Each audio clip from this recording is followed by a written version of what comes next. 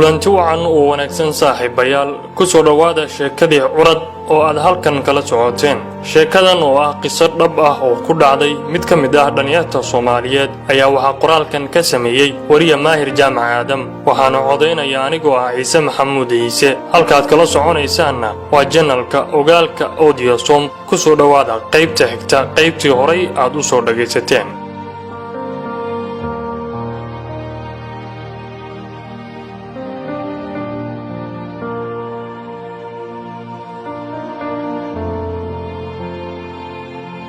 horta gabadha yar ma ahan mid wax dhibaato ah gaarsiinaysa isaga, laakiin waa mid la noolaanaysa ilaa muddo. hadda waxay la degan tahay qolkiisa, aad bayna ugu dhiban tahay inay la noolaato isaga, waayo inta badan ma hesho firaaqo ay isugu muujiso ama isku tusto isaga. ayadu waxay u baahan tahay mugdiga, laakiin isagu wuxuu had iyo jeer rabaa iftiinka. sida awgeed mararka qaar waxay isku dayaysaa inay qolka ka dhigto mugdi si marka uu soo galo uu u arko ayada, laakiin isaga cabsi daran oo uu ka qaaday mugdiga awgees, mar walba oo qolkiisu mugdi uu noqdo wuxuu isaga laabtaa qolalka iftiinka leh. taas ayaa ka mid ah caqabadaha labadooda kala xanibay. waxaa sidaa weli ku warbixinaya Xikaas oo ah ninka ay soo raacayay gabadhan qaladay noloshayda. warbalaaya la tagtadan noo sheeg ma jinbaa mise waa insi, ayaan mar kale ku celiyay anigoo cadho la dharbaaxaya miiska dushiisa, weliba dhinaca kale aan taliyihii aamusinayo u muujinayo inaan u baahnahay ogaalka iyo fahamka gabadhan yar ee i wareerisay. taliyihii oo ii garaabaya ayaa sii xoojiyay weydiinteeda oo yidhi, waa runtii ee bal noo sharax gabadhan waxa ay tahay.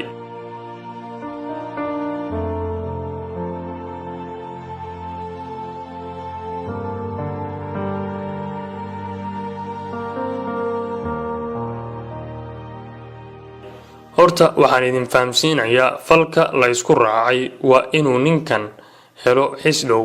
marka waxaa muhiim ah si loo fuliyo arrinkaas in la helo sawir ninkan maskaxdiisa mar walba ka guuxa ama muuqaal marka uu arko uu cabsado ama cararo. si taas loo fuliyo waxaa lagu qasban yahay in la isku helo dhowr arrimood. arrinta koowaad, ninkan oo hurda, suuxsan ama sarqaansan calashaan maqan yahay badi dareenkiisa. 2. xilli mugdi ah ama habeen ah. lambar 3, maadaama lagu talaalayo maskaxdiisa waa inaan anigu joogaa meel ay isku gaari karto gacantayda iyo madaxiisa. sidan waa sababtaan u soo safray ama saq dhexe ugu imid qolkiisa. intaas markuu Xikaas yiri, anigu wax shaki ah marna igama soo gelin arrinkan, laakiin ragga kale waxay iila muuqdaan kuwa aanay weli sheekadu dhaadhicin. aniga iyo Xikaas ayay markan maraysaa qisadaydan. su'aal iyo jawaab ayaana dhex maraysa. qof kasta oo na maqlayana wuxuu noo turjuman karaa labo ka sheekeynaya wax qiyaali ah ama been ay isu jiibinayaan laba ruux. sideedaba nolosha qofba taariikh iyo dhacdo gooni ah bay siisaa. mararka qaarna fahamka dadku wuu kala duwanaadaa, laakiin waxa xaqiiqo ah tani maahan sheeko ama ruwaayad dad lagu maaweelinayo ee waa qiso dhab ah oo nolosheeda qayb ka mid ah ay tahay.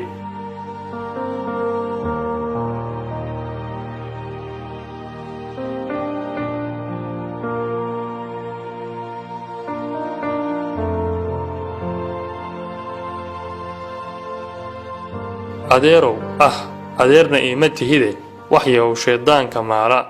oday Xikaasow, waxaad ii sheegtaa gabadhan yar dab ha ku dhacdee ilaahay idimkii maxay ahayd? aniga ayaa haddana weydiintaas ku laabtay. waadna i colaadinaysaa, haddana inaan wax kuu sheegana waad rabtaa. cajiib taliya, waa kaas aadanaha aan kuu sheegay inuu yahay maagi socota. Xikaas, haa waa runtiis wiilka ee annaga oo dhan baa kaa sugayna waxa ay tahay gabadhan yar ee noo sharax. taliyihii ayaa ugu jawaabay. Xikaas hadalkiisa wuxuu si cad iigu yidhi, gabadhu waa jin. Markii aan waayay jinka waaweyn ee hawshan ila qaban lahaa ayaa waxaa la ii soo siiyay gabadhan yar oo la soo qasbay. Xilli habeen ah ayaan soo kaxeeyay ninkan oo hurda baan u nimid, kadibna waxaan gacanteeda saaray madaxiisa waxaana ka shaqeeyay sidaan gabadhan u dejin lahaa gudaha madaxiisa, laakiin waan awoodi waayay. Waxaanse ku guulaystay markii dambe inaan la dejiyo gabadha yar. Ma aqaano habeenkaas ninkan wuxuu sameeyay, laakiin aniga hawshayda fashil bay ku dhawaatay.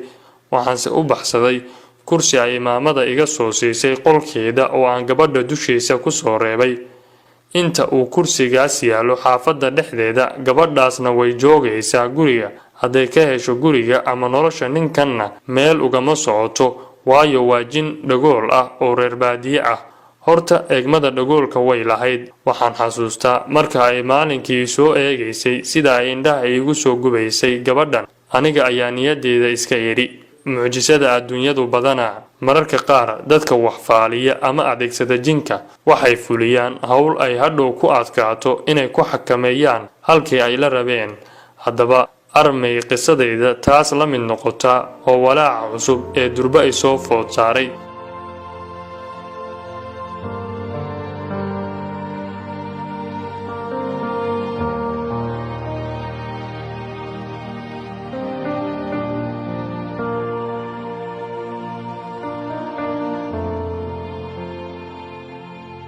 Su'aashaydii igu muhiimsaneyd ayaan weydiiyay oo ah, anigu ma caafimaad qabaa mise waan waalnahay? Maya, ma caafimaad qabtid mana waalnid ayuu igu yiri ee xisdhow uunbaa ku haya.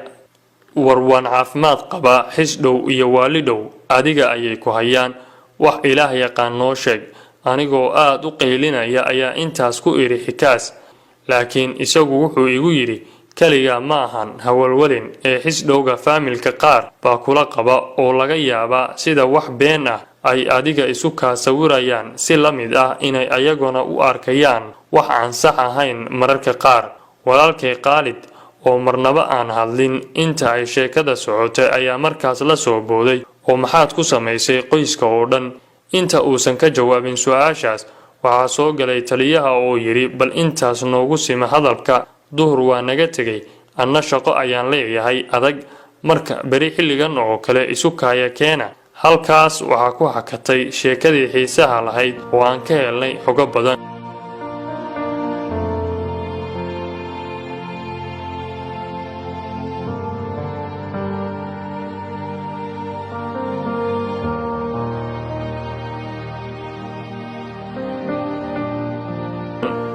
Sida ku cad qisadayda uma baahna wax cusub ee kaliya waxay ku dhammaan kartaa in la helo jawaabaha waxa weydiimihii ku xusnaa bilowgeedii, sidoo kalena micno loo helo dhacdooyinka ama kaaga ahaa ee ku xidhnaa isbedeladii noloshayda. Markaan wax yar ka soo dhaqaaqnay saldhigga ayaan walaalkay Khaalid weydiiyay ninkan siduu halkan ku yimid, micnaha yaa soo xidhay oo keenay saldhigga. Khaalid wuxuu ii sheegay in ninkan uu muddo xidhan yahay oo walaalkay Maxamuud uu soo qabtay marka uu helay xogta sheekadan, laakiin aniga la iga qarinayay. Wax kasta si dhow ayaan u soo ogaanayaa. Waxaa isfurfuraysa qisadayda, laakiin waxaan dhaar ka maray inaan marna seexdo qolkayga ilaa uu Khaalid yiri, aniga kula soo degaya walaal ee habsan.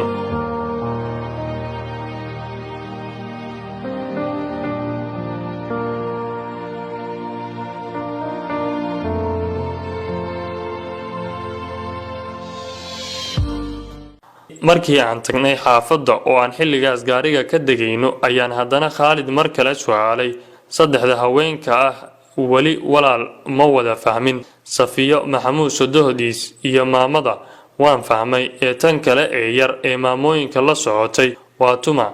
Indhahaygu xilligaas waxay hayaan Zahra oo aan leeyahay hadday ayada noqoto dib ha u salaamin weliga. Laakiin Khaalid wuxuu ii sheegay magac kale oo ah Faadumo. Horay kama garan qofkan Faadumo. Khaalid wuu ii saalay oo wuxuu ii sii raaciyay dumaashideen ama Maxamuud xaaskiisa.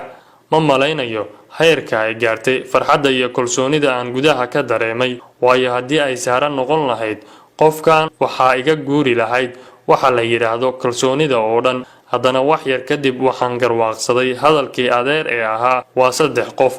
waxa dhibaatada ka dambeeya haddana aadan rumaysan karin. safarka maamada waa sax in walaalkeedu uu xanuunsanaa oo waxaa la soo sheegay isla maalinkan saldhigga ka soo laabtay geeridiisa. haddaba maalmo kadib way nagu soo wajahan tahay. laakiin Faadumo, caruurteedii iyo hooyadeed Safiya waxay isku soo xireen guriga, wayna diideen inay xitaa annaga naga furaan si aan xaalka u dejino.